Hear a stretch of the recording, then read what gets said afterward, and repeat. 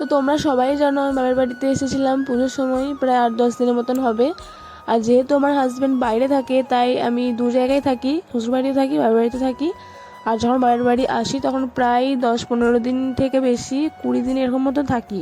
তো এবারে আমাকে 8-10 দিন থেকে বাড়ি চলে যেতে হয়েছিল একটা বিশেষ কারণের জন্য। আর আমি বাসে বাড়ি আসছিলাম, আর বাসের টাইম ছিল ফিক্স, আর তাড়াহুড়োর মধ্যে বেরিয়েছিলাম। আর রাস্তায় বেরিয়ে দেখি এত জ্যাম।